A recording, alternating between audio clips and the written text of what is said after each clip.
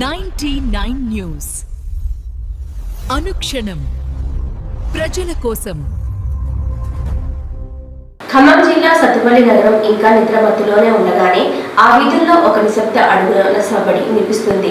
చిరిగిన చొక్కా, భుజాన నీలిరంగు సంచి, కాళ్లకు చెప్పులు లేవు, నోటి నుండి మాట రాదు. కానీ ఆ కళ్లకు మాత్రం ఎదుటివారి కష్టం కనిపిస్తుంది.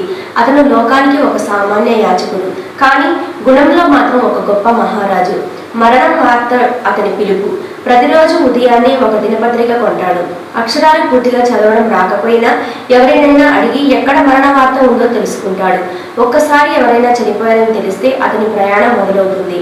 తాను రోజంతా యాచించి కూడబెట్టిన ఆ చిల్లర నాణాలతో ఒక పూలదండ కొంటాడు. ఎవరూ పిలవాల్సిన అవసరం లేదు, ఎవరూ దారి చూపాల్సిన పని లేదు. చివరికి బంధువులు కూడా చేరకముందే ఆ పార్థివ దేహం దగ్గర అతను ప్రత్యక్షమవుతాడు. నిశ్శబ్దంగా వెళ్లి ఆ మృతదేహానికి పూలమాల వేసి తల వంచి నమస్కరిస్తాడు. సంబంధం లేని మనిషి, అసలు పరిచయమే లేని ప్రాణం, కానీ ఆ మౌనజీవి కళ్ళల్లో కనిపించే ఆవేదన అంతు చిక్కనిది. ఇది అతని అలవాటు కాదు, మనిషి పట్ల అతనికున్న అత్యున్నతమైన గౌరవం.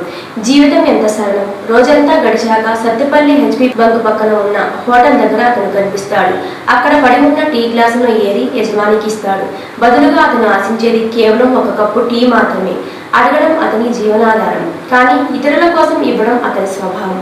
సమాజానికి ఒక ప్రశ్న: కోట్లు సంపాదించే మనం పక్కవాడికి కష్టం వస్తే పలకరించడానికి కూడా సమయం లేదంటాం. కానీ ఏమీ లేని ఆ యాచకుడు మనిషి చివరి ప్రయాణంలో తోడుగా నిలబడటమే తన ధర్మంగా భావిస్తున్నాడు.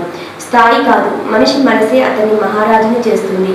సత్తుపల్లి వీధుల్లో తిరిగే ఆ మౌన సందేశం మనకు ఒకటే చెబుతోంది: ధనం ఉన్నవాడు గొప్పవాడు కాదు, దానం చేసే గుణం ఉన్నవాడే నిజమైన మహానుభావుడు. రూపం తాత్కాలికం, కానీ నీ మంచితనం మాత్రమే శాశ్వతం. 99 న్యూస్ అనుక్షణం ప్రజల కోసం.